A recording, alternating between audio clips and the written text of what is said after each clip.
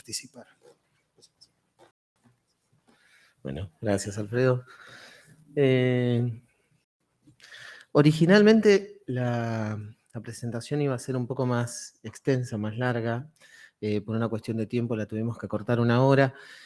Dejé disponible y van a tener un PDF con la misma charla y algunas otras partes que fueron extraídas para cumplir con el tiempo.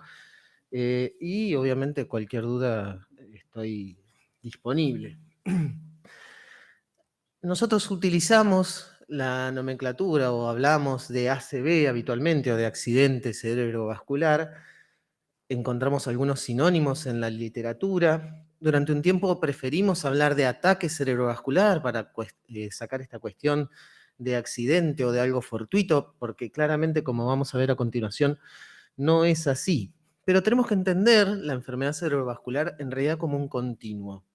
Si bien habitualmente estamos centrados en esta patología, en el ACV puntual, pero la enfermedad cerebrovascular es un continuo a lo largo de la vida, que comienza con la adquisición de factores de riesgo cardiovasculares en general, que va progresando clínicamente o silentemente con infartos encubiertos en algún momento, hasta que el paciente puede desarrollar, previo a ACV o no, un deterioro cognitivo de origen vascular, como estuvieron viendo en las charlas previas, u obviamente puede desencadenar la muerte de origen vascular. Y de acuerdo en dónde nos paremos en este continuo, que es la enfermedad cerebrovascular, es que vamos a tener que tomar diferentes terapéuticas o medidas, tanto de prevención primaria como secundaria. Como ustedes bien saben, las dos formas clásicas de ACV se dividen en hemorrágico e isquémico y vamos a enfocarnos en el ACV isquémico. El ACV isquémico en los últimos años ha cambiado en su definición. Si bien no ha cambiado, se le da cada vez más relevancia al daño tisular como marcador, y para decir que un paciente tiene un stroke, un ACV, debe tener una lesión tisular. De ahí es que la definición antigua, cronológica del AIT, ha cambiado y ha dado paso a una definición tisular, en donde hablamos actualmente de en aquellos pacientes que tienen síntomas transitorios, de catalogarlos como AIT cuando no hay evidencia de una lesión tisular. La forma más práctica que utilizamos es en la resonancia magnética, en la secuencia de difusión, ver una lesión aguda en esa secuencia nos marca que el paciente, por más que haya revertido los síntomas, tuvo un daño tisular. Entonces ese paciente tiene una ACV con síntomas que revirtieron, y si no lo tuvo, vamos a estar hablando efectivamente de un accidente isquémico transitorio o AIT.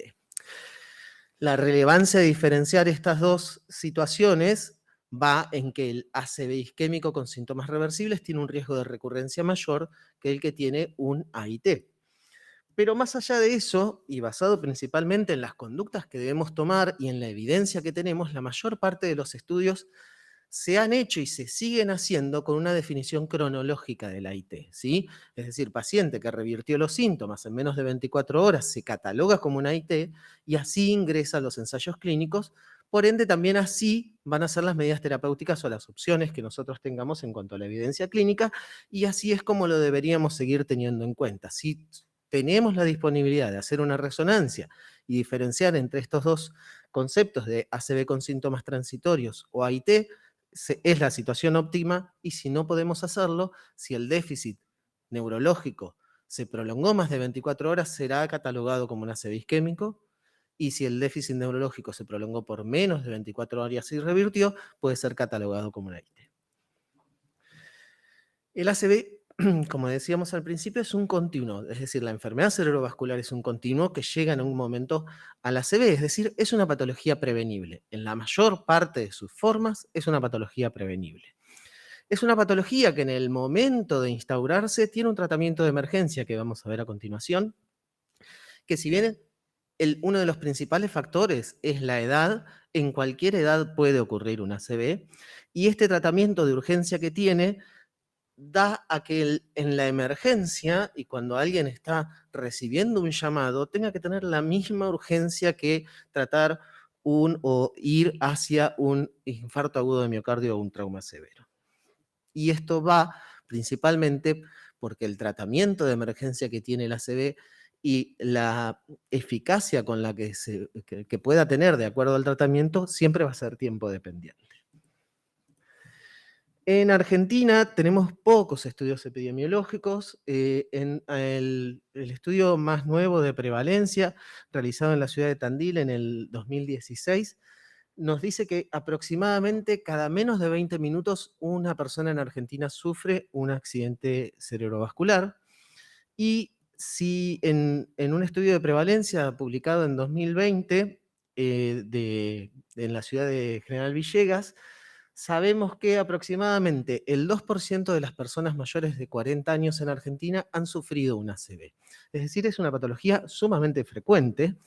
Y en cuanto a la mortalidad, es la cuarta causa de mortalidad a nivel global. Esto es obviamente estadísticas prepandemia, pero dentro de las enfermedades cardiovasculares en general es la segunda causa de mortalidad. Y el punto importante no solo es la mortalidad, sino que los pacientes que sobreviven a un ACV suelen sobrevivir con una secuela y van a tener una discapacidad que afecta al paciente mismo, pero también va a afectar a su familia, va a tener un impacto económico, social y obviamente en la salud pública. Como decíamos, el ACV es una patología prevenible, por ende tenemos que intentar identificar los factores de riesgo que tenga cada uno de los pacientes que veamos. Los factores de riesgo para el ACV son en su mayoría los mismos que para la enfermedad cardiovascular en general. Pero el impacto que tiene cada uno de estos factores de riesgo no es el mismo en el sistema vascular cerebral que en el sistema coronario, por ejemplo. Si tomamos aisladamente la hipertensión arterial tiene un impacto mucho más marcado para la enfermedad cerebrovascular que lo que puede ser para la patología coronaria, por ejemplo, y tiene un menor impacto otros factores de riesgo, como puede ser la dislipemia, sin dejar de ser un elemento importante en la prevención secundaria.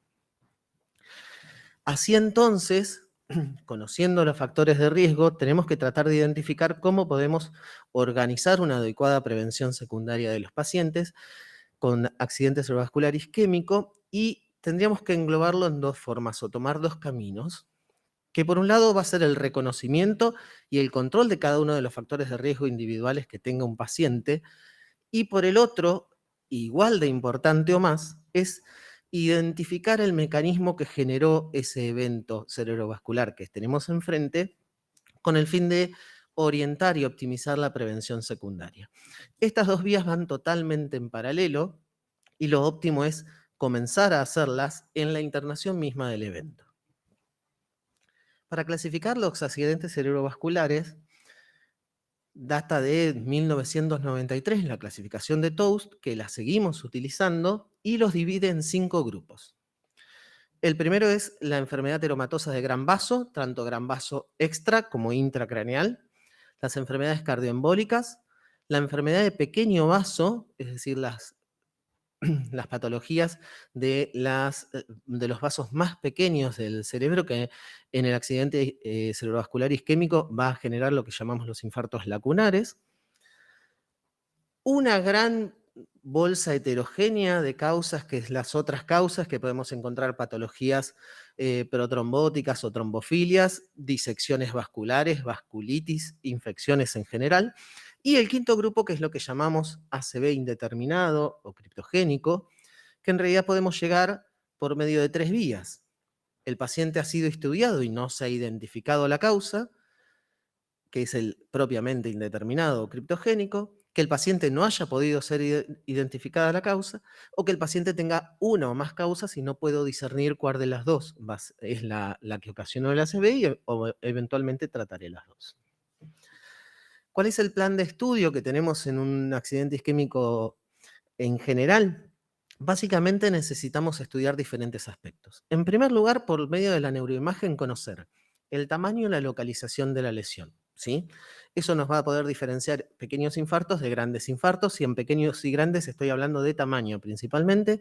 Como saben, la clasificación habla de pequeño vaso cuando los infartos cerebrales son de menos de 15 milímetros o 2 milímetros en la difusión, y si la localización es cortical o extracortical y a qué vaso va a depender.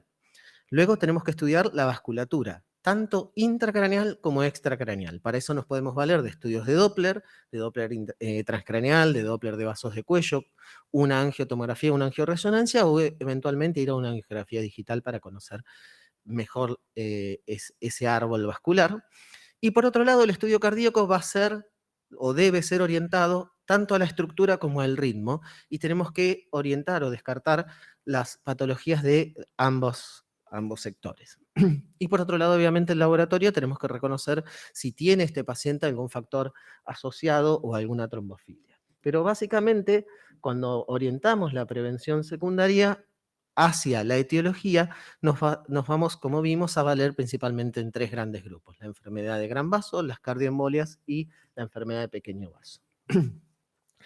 En cuanto a las cardioembolias, globalmente las cardioembolias o la proporción de ACV cardioembólico se incrementa con la edad, en base a que se incrementa el riesgo de fibrilación auricular, que es la principal fuente de cardioembolia.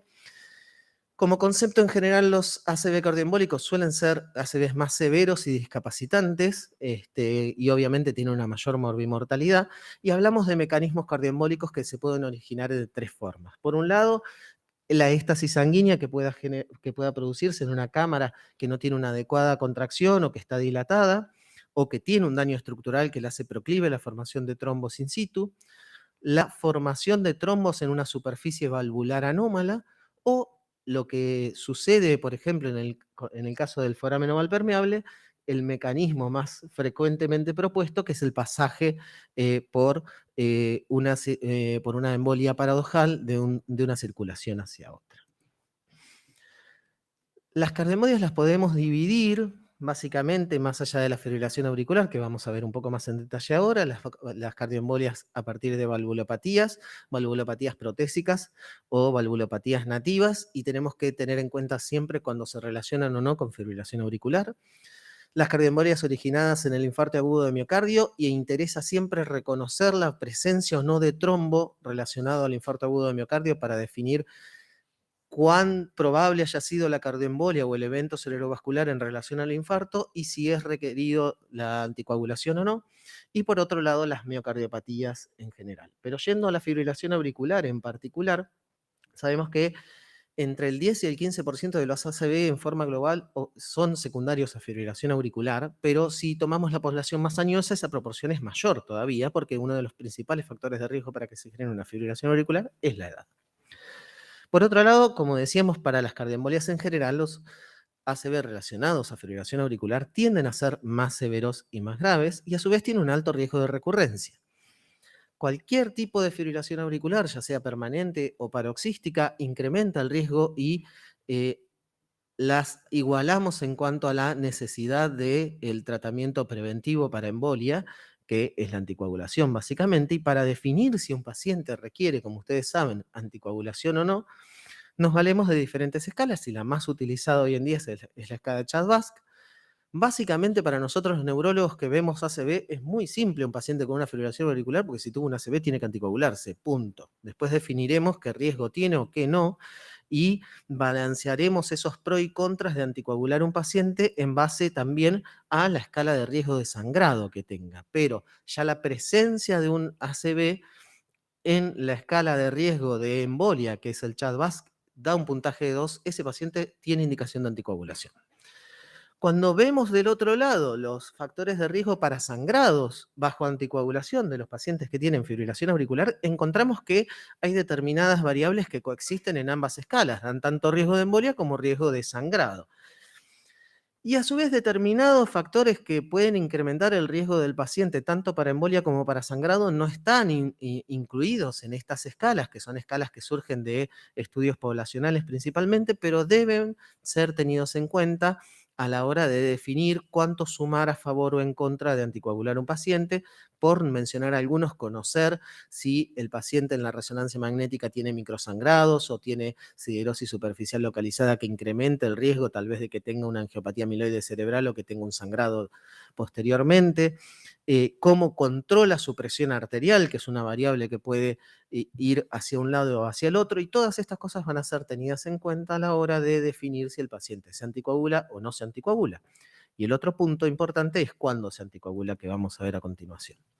Clásicamente utilizamos para la anticoagulación de estos pacientes los anticoagulantes antagonistas de vitamina K, hasta que ya hace casi 10 años tenemos disponibles algunos nuevos anticoagulantes orales o anticoagulantes orales directos, como se deberían llamar, que hoy en día se dividen en dos grandes grupos: aquellos que son inhibidores de trombina, como el dabigatran, y aquellos que son inhibidores del factor 10 activado, como en nuestro medio rivaroxaban y apixaban principalmente. La ventaja de estos fármacos, en contrapartida con los antagonistas de vitamina K, son el inicio y el fin de acción bastante rápido, lo cual permite también manejarlos en los pacientes que necesitamos realizar, por ejemplo, procedimientos. No necesitaríamos, si bien está muy discutido el puente de heparina en un paciente con un ACV isquémico que vamos a anticoagular con antagonistas de vitamina K, pero eventualmente para los anticoagulantes orales directos no es necesario. Presentan pocas interacciones con alimentos y muy pocas, mejor dicho, nada con alimentos y muy pocas con algunas drogas. No requieren un monitoreo, si bien hoy en día está disponible en determinadas situaciones realizar un monitoreo, y lo de no tienen antídoto hoy en día también es relativo. Los anticoagulantes orales directos se utilizan para diferentes patologías, entre ellas la fibrilación auricular y prevención de la embolia por fibrilación auricular. Como saben, se hicieron... Uy, ¿esto lo toqué yo? ¿Qué me salí? Perdón, se hicieron diferentes ensayos clínicos orientados a la patología cerebrovascular, gracias, que definieron qué dosis utilizamos, y aquí, como pueden acá ver, para los disponibles en nuestro medio tenemos el dabigatran, que usamos en dosis de 150 o 110 miligramos 2 veces al día, el rivaroxaban de 20 o 15 miligramos una vez al día, y apixaban en dosis de 5 o 2,5 2 veces al día, variando según la edad, peso y función renal principalmente. Una cuestión a destacar en estos casos es que la fibrilación auricular o el tratamiento con anticoagulantes orales directos en el contexto de la fibrilación auricular está indicada en la fibrilación auricular no valvular. No valvular excluye, mejor dicho, válvulas mecánicas y estenosis mitral severa. El punto importante cuando comparamos los anticoagulantes orales directos con los antagonistas de vitamina K, es decir, qué beneficio tienen realmente, el beneficio es la seguridad. La eficacia es la misma. Discutible un poco y tirar números a ver si puede ser un poco más efectivo respecto a los anticoagulantes antagonistas de vitamina K, nuestro medio acenocumarol o warfarina, si pueden ser más efectivos que en el ACV isquémico. Como concepto, el ACV isquémico, la prevención de ACV isquémico es la misma. Son más seguros, sangran menos, esa es la ventaja. Y sangran menos principalmente a nivel intracraneal. Ahí es la diferencia grande que tiene. Puede haber en algunos ensayos un cambio en la mortalidad a favor de los anticoagulantes orales directos, también es discutible, pero también tener cuidado que, sobre todo tal vez el dabigatran, incrementan el riesgo de sangrados gastrointestinales. Como les decía, para nosotros es bastante simple en general. Un paciente que tiene una ACV, como concepto, debe anticoagularse, ¿sí? En relación a una fibrilación auricular. Y la discusión habitual es cuándo anticoagular, y ahora se está hablando de inclusive acortar un poco estos tiempos, pero en general vamos a comenzar la anticoagulación en los pacientes luego de una ACV según la severidad que tenga. Es decir, si tiene una ACV leve, que lo catalogamos como un NIH menor a 8, ¿sí? Saben, la escala de NIH es una escala, es un examen físico cuantificado en cierto punto que va de 0 a 42, donde 0 es normal o que no tiene un déficit cuantificable o importante, y 42 es el número máximo. En la escala de NIH, un valor menor a 8, que decimos que es un ACV menor o leve, podría comenzar a anticoagularse a partir del día 3. Un ACV de entre 8 y 15 en escala de NIH, que sería un ACV moderado, comenzaríamos luego del día 6 o a la semana. Y un ACV severo con más de 16 de NIH, esperaríamos no menos de 12 días, y de ahí viene esta escala de 0, 3, 6 y 12, donde el AIT podría anticoagularse a las 24 horas de la presentación. Más allá de la escala de NIH, siempre hay que individualizar el contexto clínico del paciente, qué estabilidad clínica tenga, si fluctuó, si cambió, si tiene o no presencia, sobre todo en los ACV moderados o severos de transformación hemorrágica, aunque sea asintomática, que eso nos dilataría el comienzo de la anticoagulación. Luego de las cardiomolias, otra de las principales causas en cuanto a la etiología del ACV isquémico es la patología teromatosa. Y en lo que tiene que ver a patología teromatosa de gran vaso extracraneal, sabemos que la estenosis carotídea Si bien ha descendido en el último tiempo en cuanto a proporción como causante de ACV isquémico, ronda aproximadamente el 10% de los casos. Pero lo relevante de la patología teromatosa es que es la que tiene mayor recurrencia en corto plazo, ¿sí? Un paciente que tiene una ACV en relación a una patología teromatosa es el que más riesgo tiene en corto plazo de recurrir o de repetir el evento. Entonces, identificarla es muy importante. Toda patología teromatosa, independientemente que lo hagamos después, requiere un tratamiento médico óptimo. Y este tratamiento médico óptimo incluye un tratamiento antitrombótico, un control de los factores de riesgo en general y cambios de estilo de vida y dieta, tratamiento con estatinas y estatinas de alta intensidad, es decir, vamos a utilizar atorvastatina de 40 a 80 miligramos o rosuvastatina de 20 a 40 miligramos y un tratamiento antihipertensivo adecuado. Pero además del tratamiento médico, tenemos que estudiar o cuantificar el grado principalmente de estenosis, y porque a partir de ahí es que nos basamos en tomar medidas terapéuticas. Esta cuantificación del grado de estenosis data de muchos años. Los ensayos clínicos para reperfusión carotidia datan de mucho tiempo. Y el concepto actual es cambiar un poco eso y no solo guiarnos por el grado de estenosis, sino que conocer cómo se compone la placa.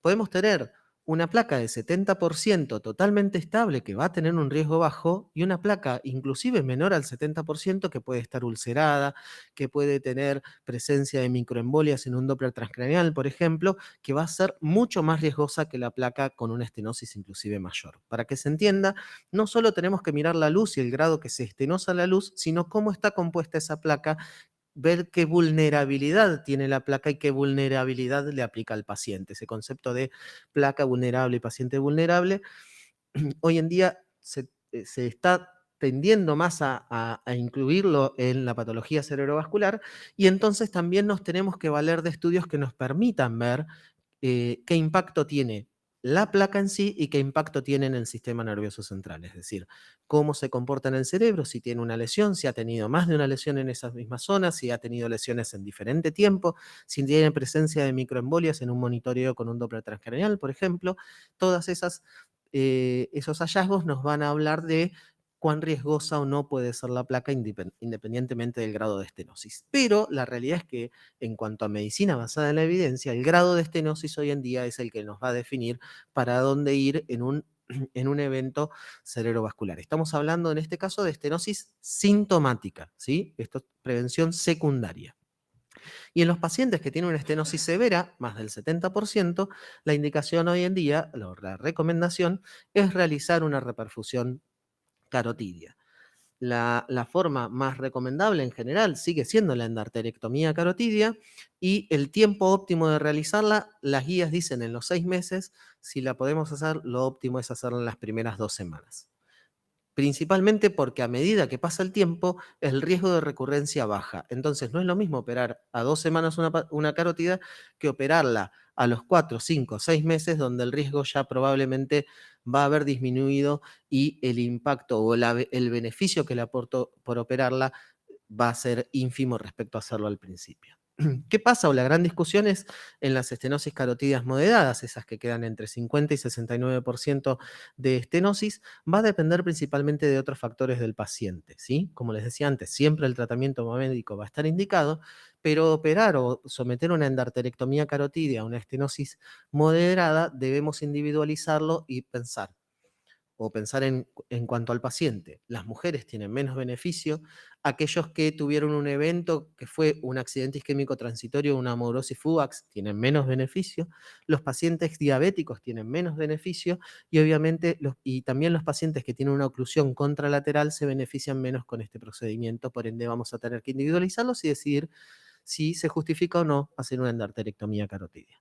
Respecto a la angioplastía con stent, hoy cada día hay mayor literatura que habla de una no inferioridad respecto a la endarterectomía. Siempre tenemos que individualizar los pacientes, ver qué riesgo tiene para someterle a una endarterectomía. Sabemos la endarterectomía principalmente aporta un mayor riesgo coronario al paciente, o las complicaciones tienden a orientarse hacia ese sector, mientras que la angioplastía incrementa o tiene un riesgo mayor de ACV periprocedural, generalmente, en la mayor parte de los casos, no severo y con síntomas transitorios, pero esa es la principal comorbilidad. Por otro lado, tenemos la ateromatosis ya intracraneal. Y acá, en este sector, luego de varios estudios, lo que sabemos es que la anticoagulación no sirve, es riesgosa, no incrementa el beneficio, pero un punto importante es si está justificado el tratamiento endovascular por medio de colocación de stent en las estenosis intracraneales, y lo que sabemos hoy en día a partir de un ensayo clínico que se llama SAMPRIS es que el tratamiento médico óptimo es mejor que en cuanto a disminución de recurrencia y de complicaciones que el tratamiento endovascular. ¿Y qué es el tratamiento médico óptimo para la estenosis intracraneal? Doble antiagregación, aspirina más clopidogrel por 90 días, un control adecuado de la hipertensión arterial y la diabetes, un tratamiento intensivo con estatinas para disminuir el LDL y obviamente dejar de fumar en los pacientes tabaquistas. Y por último, en cuanto a la prevención orientada a etiología, la enfermedad de pequeño vaso cerebral que comentaba previamente, es decir, aquellos infartos que se denominan lacunares, que se acompañan de un síndrome lacunar, clásicamente los 5 síndromes lacunares, que por ahí seguramente recuerdan: motor, sensitivo, sensitivo-motor, ataxia hemiparesis y disartria manotorpe, se manifiestan por lesiones pequeñas y en una región elocuente, generalmente de menos de 1,5 cm, y cuyo principal factor de riesgo son la hipertensión arterial y la diabetes y la edad. En cuanto al tratamiento preventivo en esta patología, lo que sabemos en cuanto a la medicina basada en la evidencia es que la antiagregación simple es lo indicado. La doble antiagregación en la enfermedad de pequeño vaso no solo no aporta beneficios, sino que incrementa el riesgo. Hay un ensayo clínico grande que es el SPC3, que inclusive la doble antiagregación incrementó la mortalidad de estos pacientes, así que estos pacientes deberían estar siempre bajo antiagregación simple. ¿Y en qué se basa un poco esto de por qué debe estar bajo antiagregación simple estos pacientes? Porque el paciente que tiene un ACV de pequeño vaso isquémico, el día de mañana va a ser un ACV de pequeño vaso hemorrágico. Es decir, la fisiopatología de la enfermedad lleva a que la lipohialinosis que genera también transfiera o le dé al paciente cierta fragilidad en los vasos. Podemos encontrar pacientes que tienen muchos microblitz, sobre todo de localización profundo, en contra de la localización más periférica que tiene la angiopatía amiloide cerebral, por ejemplo.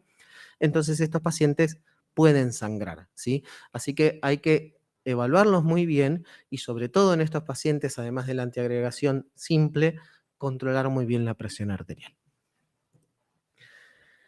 Cuando hablamos de tratamiento médico, como comentaba antes, no solo hablamos de los antitrombóticos y del control de factores de riesgo. Como les comenté al inicio, si evaluamos los factores de riesgo independientes, el de mayor impacto en la enfermedad cerebrovascular es la hipertensión arterial, así que tenemos que estar muy atentos al tratamiento antihipertensivo en estos pacientes. Y el otro punto es: ¿de qué fallecen los pacientes que tienen una ACV y sobreviven? Fallecen de causa principalmente coronaria. Entonces, si nosotros orientamos la prevención secundaria, debe ser orientada para la patología cardiovascular en general, y siempre es recomendable la consulta o la evaluación posterior al ACV también por un cardiólogo y ver el riesgo coronario que tenga. Entonces, todo este tratamiento médico va a estar orientado tanto a la enfermedad cerebrovascular como también a la enfermedad coronaria, la insuficiencia cardíaca y la arteriopatía periférica. Pero un punto discutible, y es que es el que tal vez sobre el que tal vez tenemos más control, son los antitrombóticos, y la discusión hoy en día se basa principalmente: sabemos que los antiagregantes plaquetarios disminuyen el riesgo de ACV luego de padecer un ACV y disminuyen el riesgo de infarto de miocardio luego de padecer un ACV. Eso está más que claro, y la discusión actual es hasta dónde utilizamos antiagregación simple y cuándo utilizamos doble antiagregación. En los últimos años, principalmente se han publicado 2 ensayos clínicos de antiagregación, de doble antiagregación comparado a antiagregación simple, luego de un ACV isquémico en agudo, es decir, en las primeras 24, 48 horas. El primero de ellos fue el ensayo CHANCE, que fue en China, que utilizó doble antiagregación versus antiagregación simple durante 21 días en pacientes con ACV menor o AIT de alto riesgo, y encontró que estos pacientes tenían una menor tasa de recurrencia con la doble antiagregación durante 21 días, esto en un seguimiento a 90 días. Como este ensayo clínico fue en población asiática, y la población asiática además tiene una tasa muy alta de enfermedad intracraneal, siempre se esperó a tener un resultado en población caucásica, por así decirlo. Se publicó el ensayo Point americano y europeo, también con la misma población objetivo o target, es decir, pacientes con ACV menor o TIA, y utilizó doble antiagregación versus antiagregación simple durante 90 días, más tiempo. ¿Qué encontró este ensayo? Que los pacientes con doble antiagregación tenían menos recurrencia. Sí, la recurrencia era menor con doble antiagregación, pero la diferencia se producía en las primeras semanas. Luego de las primeras semanas, las curvas corren, como pueden ver, bastante en paralelo, es decir, luego de ese tiempo la doble antiagregación no aporta mucho más que la antiagregación simple, mientras que en contrapartida, el sangrado, que es la principal complicación de la doble antiagregación, se incrementa en forma lineal y continua en todos los pacientes. Entonces de ahí surge que luego de varios metaanálisis, la recomendación actual del uso de doble antiagregación es en pacientes con ACV menor o TIA, es decir, ACV con un NIH menor a 4 o 5 o una IT de alto riesgo. En esos pacientes, la doble antiagregación en agudo es efectiva, disminuye el riesgo de recurrencia y podemos utilizarla. ¿Cuánto tiempo? 21 a 30 días, no más que eso, salvo en la estenosis intracraneal, que utilizaríamos un esquema de 90 días. Más allá de ese plazo, la doble antiagregación en tratamiento a largo plazo no aporta beneficio y sí claramente incrementa el riesgo de sangrado. No debería utilizarse como prevención de enfermedad cerebrovascular. Un punto muy discutible es qué pasa con el paciente que sufre un evento estando antiagregado, y acá no hay mucha evidencia, no tenemos ensayos clínicos, y cualquier conducta que tomemos es relativamente válida. ¿Qué es lo que se suele hacer? En algunas ocasiones se puede incrementar la dosis de aspirina, si está bajo aspirina, en 100 poner al paciente en 200 miligramos día, totalmente discutible. Algo que se sabe hoy en día es que la realidad es que incrementar la dosis antiagregante no incrementa demasiado el beneficio del paciente. Otra opción es lo que veíamos recién, doble antiagregarlo al menos un corto plazo, o rotarlo por un otro antiagregante. Hoy en día tenemos el clopidogrel y también el ticagrelor habilitado para el uso en enfermedad cerebrovascular. Aparentemente estas dos últimas, doble antiagregarlo un tiempo o rotar de antiagregante, serían en teoría las más beneficiosas en cuanto a disminuir el riesgo de recurrencia. Pero es lo único que tenemos. La realidad es que siempre andamos discutiendo, falla la aspirina, no falla la aspirina, le roto, le pongo otra cosa. Como decía antes, la efectividad, en cuanto a la efectividad de la antiagregación es 20-30% en cuanto a riesgo de recurrencia. Tenemos un abanico muy amplio de otras opciones sobre las cuales intervenir y sobre las que debemos intervenir en pos de mejorar la prevención secundaria de estos pacientes, y no solo es la aspirina. ¿A qué va esto? Que en la prevención secundaria lo principal es identificar los factores de riesgo que tiene ese paciente, realizar un adecuado estudio etiológico de la causa, identificar el mecanismo que generó el ACV. El ACV se genera por un mecanismo. Hay miles, pero en general se engloban principalmente en estos tres mecanismos que comenté recién. Por otro lado, de acuerdo al mecanismo identificado, optimizar la prevención secundaria, el tratamiento de prevención secundaria, ajustarlo también a las comorbilidades que pueda tener el paciente, si el paciente es coronario, si hace poco tuvo un evento cardiovascular en general, si tiene otros factores de riesgo, si puede o no anticoagularse, por ejemplo, y obviamente tener en cuenta, como decía antes, que los pacientes fallecen de causa coronaria, entonces es importante una evaluación cardiológica. Segunda parte, nos vamos a enfocar en el tratamiento en agudo y en la reperfusión, que creo que es lo que también más les va a servir en general. En este gráfico tenemos resumido, de acuerdo al tiempo de presentación clínica, dónde nos vamos a parar en cuanto a las estrategias de reperfusión que tenemos habilitadas. Hoy en día un paciente se puede tratar hasta las 24 horas, discutible más, pero en cuanto a evidencia, hasta las 24 horas podremos someter a un paciente a un tratamiento de reperfusión cerebral. Pero, de acuerdo al tiempo, podemos utilizar uno u otro. Y por otro lado, A pesar de tener más tiempo para tratar, el concepto de tiempo dependencia de la respuesta terapéutica sigue intacto. Entonces, cuanto antes tratemos un paciente, mejor va a ser las posibilidades de mejorar el pronóstico. Hoy en día, hasta las 4 horas y media, el primer tratamiento que debe ofrecerse un ACV isquémico es la trombolisis endovenosa. En determinados pacientes, incluidos o que luego de recibir trombolisis endovenosa, pueden ser candidatos a trombectomía mecánica si tienen una oclusión de una gran arteria, ¿sí? Y pasado, esto es hasta las 6 horas, y pasado este tiempo, hasta las 24 horas, algunos pacientes que tengan una oclusión de una gran arteria identificada, si tienen un perfil de tisular, de penumbra y núcleo de isquemia favorable, también pueden ser ofrecidos para un tratamiento endovascular, una trombectomía mecánica. Vamos a detallar un poco mejor esto. Cuando identificamos un paciente con un déficit neurológico focal y súbito, que sospechamos un ACV, lo primero que tenemos que tratar de identificar es el momento de inicio de síntomas, ¿sí? El cero de ese cronómetro que nos va a dar, de acuerdo al tiempo, qué terapéuticas podemos ofrecerle. Identificar el tiempo de inicio es la principal información que tenemos que ir aportando al médico que lo va a ir tratando o que lo va a ver. Es decir, el primer contacto que el paciente tenga con un médico debe intentar identificar el tiempo de inicio de síntomas o la hora cero. En la etapa prehospitalaria hay otras dos conductas importantes que se pueden medir, que es la oximetría, la saturación del paciente, y no hacer nada. Si satura más del 94%, no es necesario aportarle oxígeno. Y el otro punto importante es un test de glucemia. Conocer la glucemia porque además es el principal mimic stroke, la hipoglucemia principalmente, que a su vez podemos tratarla inmediatamente y podemos llegar a revertir los síntomas de los pacientes que presenten hipoglucemia, por ejemplo. Fíjense que no comenté nada de la presión arterial y las guías hoy en día recomiendan sí testearla, no tocarla en el prehospitalario. La presión arterial no se toca en prehospitalario hasta que llega a la etapa hospitalaria. Una vez que ingresa al centro donde va a ser atendido el paciente, tiene que tener obviamente un ABC obvio, pero luego una adecuada evaluación neurológica que incluya una estadificación en cuanto a la severidad por medio de la escala de NIH, como les comentaba antes. Solicitar un laboratorio completo. Lo que sí necesitamos sí o sí conocer inmediatamente es la glucemia. Conocer dónde estamos parados, si es un evento isquémico o hemorrágico. La única forma no va a ser por la clínica, sino por medio de las imágenes, si necesitamos una imagen. Para diferenciar una isquemia de una hemorragia es más que suficiente una tomografía simple y sin contraste.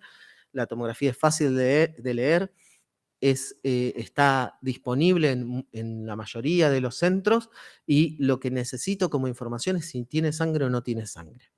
Paciente que no tiene sangre y que sospechamos o no tiene otra explicación en la tomografía y sospechamos un evento cerebrovascular isquémico, continuaremos con el camino en pos de evaluar si puede trombolizarse o no, por ejemplo.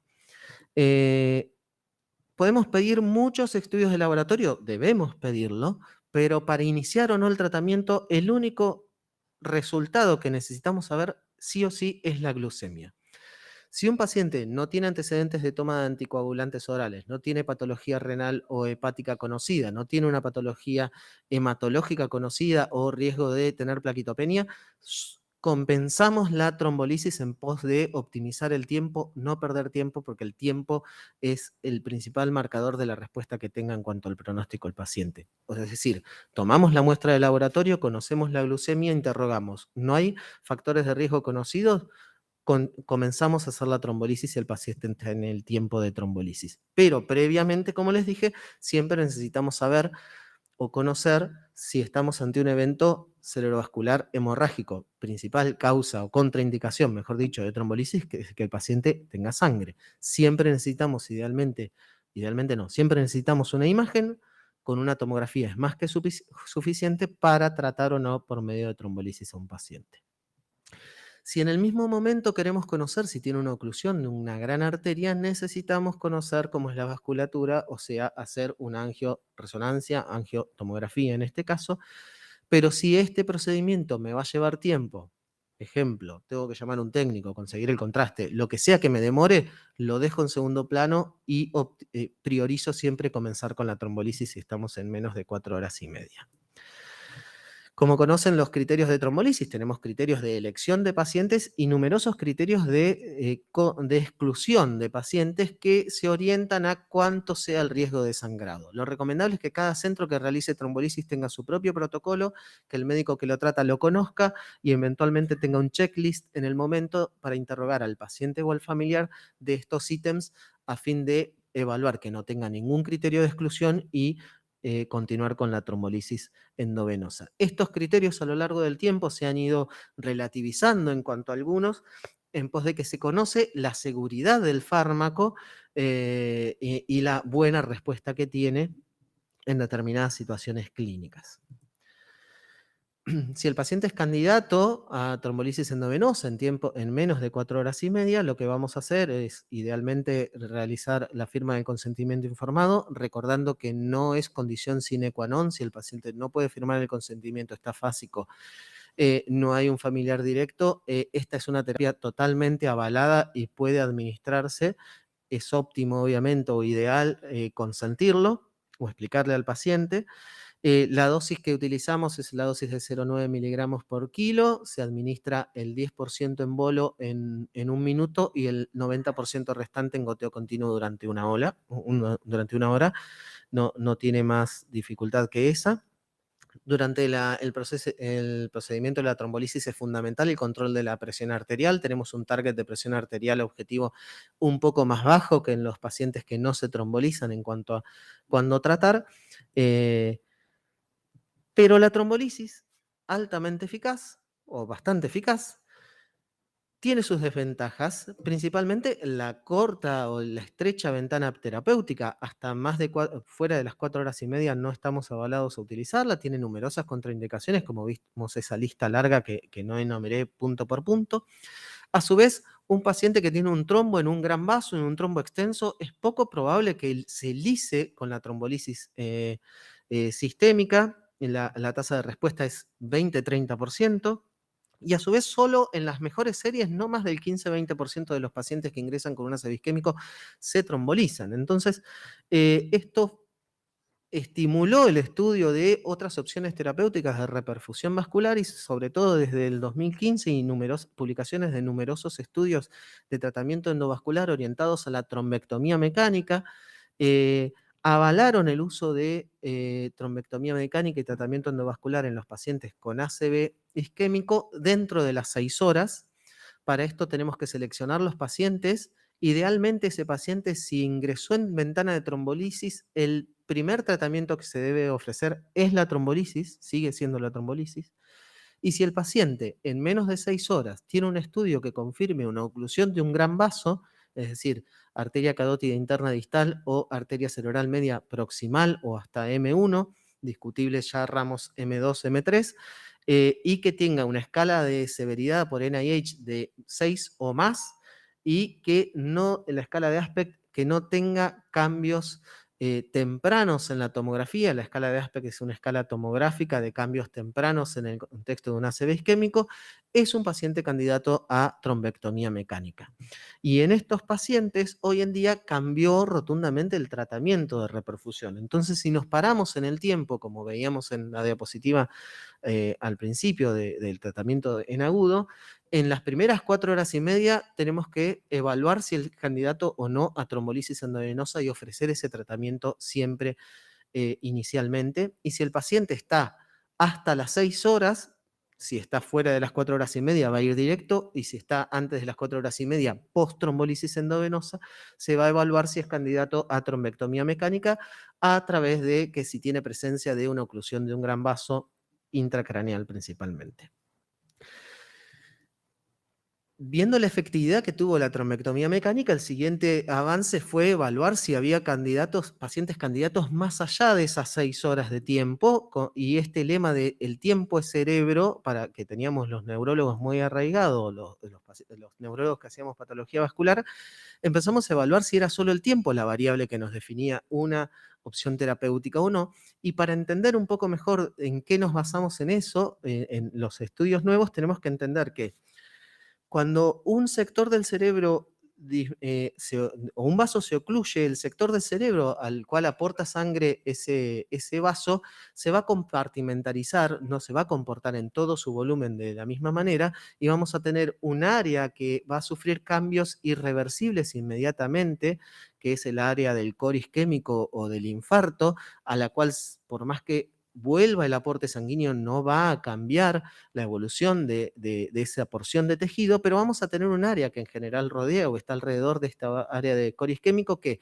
sufre una pérdida de flujo sanguíneo, sufre una pérdida de función, pero el tejido todavía es viable. Es decir, si se le vuelve el aporte sanguíneo, probablemente ese tejido sea salvable y sea recuperable la función que tenía.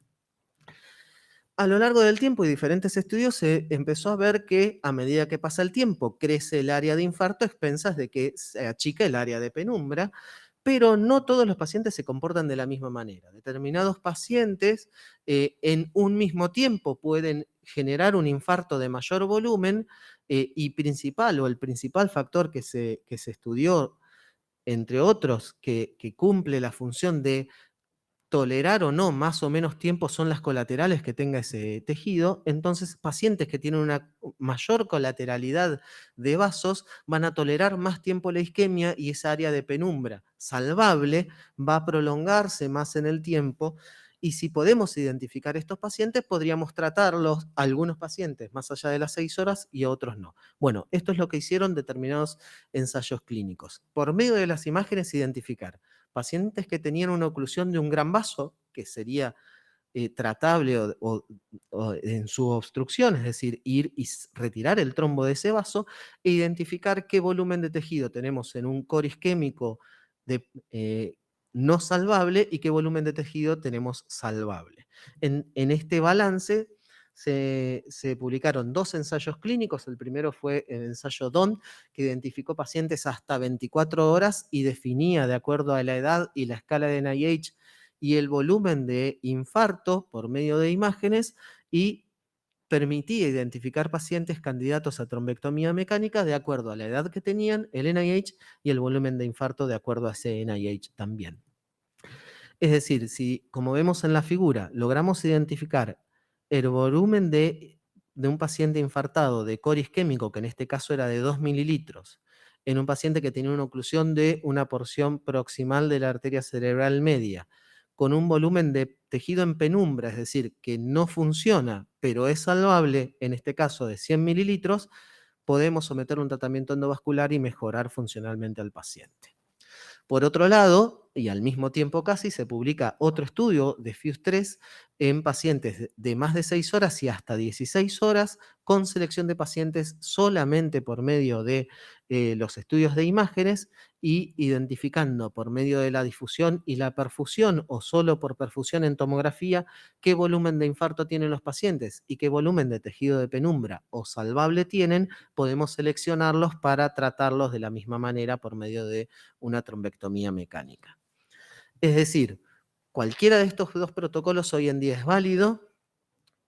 Identificar pacientes por medio de ese mismatch clínica-imagen hasta las 24 horas o solamente por medio de la identificación a partir de las imágenes en el tiempo entre 6 horas y 16 horas, nos avala a realizar un tratamiento endovascular o de trombectomía mecánica, con una efectividad muy similar para la selección en pacientes, reitero, seleccionados, muy similar a lo que produce la trombectomía mecánica dentro de las 6 horas. ¿Qué quiere decir? Si identificamos adecuadamente el paciente, se beneficia el paciente a 12, 16, igual que tal vez se beneficie el de 5 horas.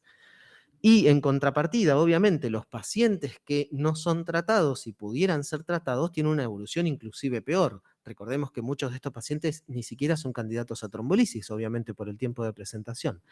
Entonces, esta cuestión de que más allá de las 6 horas, lamentablemente no teníamos un tratamiento de reperfusión, hoy en día cambió. Y más allá de las 6 horas, lo que tenemos que identificar es el paciente. Primero, que tenga una oclusión de una gran arteria que sea pasible de un tratamiento endovascular, y luego de eso, identificar qué volumen de tejido en isquemia y en penumbra tiene, y de acuerdo a ese balance que tengamos, si tiene un perfil de tejido salvable, puede ser candidato al tratamiento con trombectomía mecánica. Entonces, a modo de resumen, en un paciente en agudo, lo que nos interesa en primer lugar, obviamente, va a ser estabilizarlo, realizar una adecuada evaluación neurológica y cuantificar el déficit que tenga el paciente. Evaluar si la sospecha es un ACV isquémico o tiene un diagnóstico alternativo que tengamos que excluir primero, y luego, por medio de la imagen, identificar si se trata de un evento isquémico o un evento hemorrágico. Cuando tenemos identificado al paciente con un evento isquémico, lo siguiente va a ser evaluar qué tiempo desde el inicio de los síntomas tiene y, de acuerdo al tiempo que estemos parados, identificar qué terapias de reperfusión puede ser candidato. Recordando, en las primeras 4 horas y media, el primer tratamiento propuesto va a ser la trombolisis endovenosa. En los pacientes hasta 6 horas pueden ser candidatos a trombectomía mecánica si identificamos previamente que tiene una oclusión de un gran vaso. Y más allá de las 6 horas, si identificamos que tiene una oclusión de gran vaso y además podemos estudiar los tejidos, identificar qué volumen tiene de tejido en isquemia y qué volumen tiene de tejido en penumbra, esos pacientes pueden ser candidatos a trombectomía mecánica.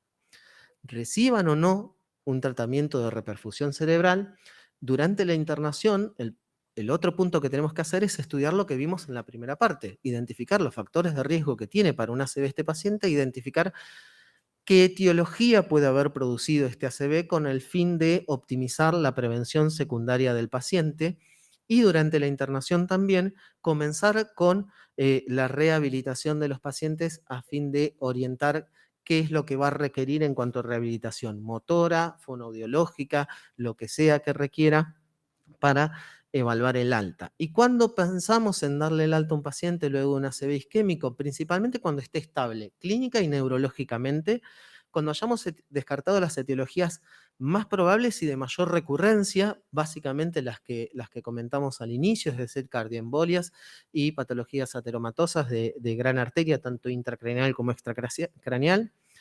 Cuando hayamos orientado y optimizado los factores de riesgo, en base a esto identificamos que el principal es la hipertensión arterial, y en cuanto al tratamiento de hipertensión arterial, el tratamiento antihipertensivo iniciado en la internación tiene una mayor tasa de prolongación en cuanto a la adherencia a largo plazo, así que hay que intentar comenzarlo previo al alta, programar qué plan de rehabilitación va a requerir el paciente y programar qué estudio o seguimiento ambulatorio va a tener y qué estudios pendientes puede llegar a tener. Hoy en día muchos pacientes intentamos estudiar a largo plazo si no tenemos identificado el mecanismo en la internación, sobre todo los añosos, la presencia de fibrilación auricular paroxística, para lo cual cada vez más prolongamos más el monitoreo electrocardiográfico. Y luego de esto, el paciente puede ser dado de alta y seguir, obviamente, en ambulatorio. Bueno, muchas gracias.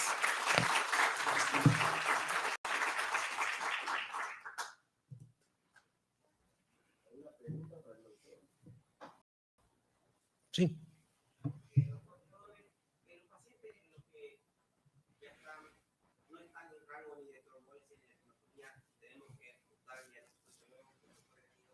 El concepto del área de la penumbra se sigue manteniendo, no se toca la PA, se la puede permitir hasta 220.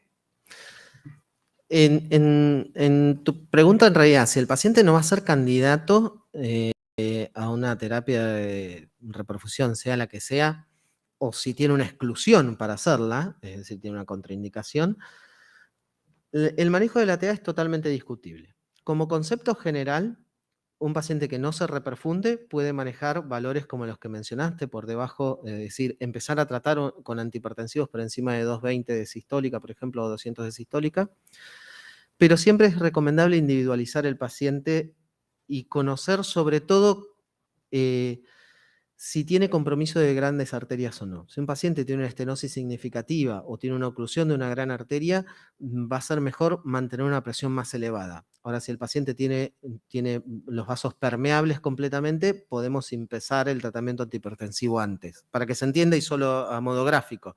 ¿Qué quiere decir esto? Si un paciente en agudo lo hipotenso y tiene una estenosis intracraneal, probablemente si tenía algo de penumbra, lo voy a perder.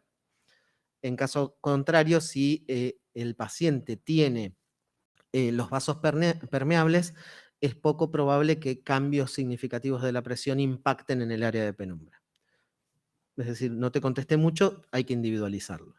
Pero el objetivo de tratamiento antihipertensivo, sí es cierto, se diferencia con reperfusión o sin reperfusión. Está estudiado para trombolisis. Para trombectomía se usa el mismo valor, es decir, por debajo de 185 para comenzar, por debajo de 180 a 100 para mantener las primeras 24 horas.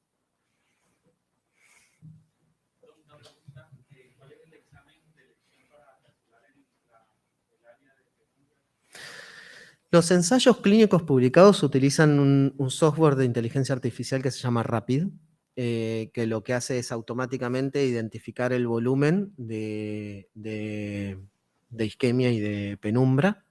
Al software sí lo tenemos automatizado, o en cualquier software de consolas de imágenes, uno puede utilizar diferentes targets de flujo sanguíneo cerebral y de tiempo máximo, que es el tiempo que tarda el contraste en llegar o en concentrarse en determinado volumen de tejido, y esos son los tiempos que usamos para identificarlos. Para tu pregunta, ¿resonancia o tomografía? Lo que sea y esté acostumbrado el centro y lo que esté disponible, es decir, si solo tenés tomografía, obviamente no va a haber alternativa, pero cualquiera de los dos, no hay nada que compare y sea mejor uno u otro. La realidad es que una situación que puede darse es que yo no evalúe la penumbra por imágenes y solo controle con la difusión, el volumen de isquemia, y vea la penumbra de acuerdo a la escala de NIH, que ese es el protocolo del DOM. El DOM identifica volumen de isquemia y después la penumbra es en base a la clínica que tenga el paciente, por eso lo categoriza de menos de 10 o más de 20 de escala de NIH. Es decir, en ese caso no tendría que hacer una perfusión.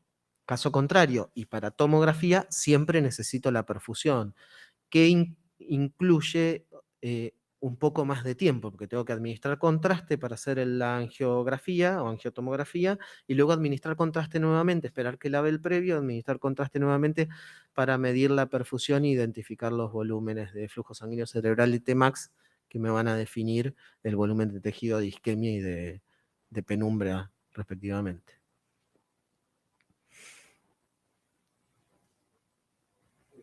Bueno, gracias.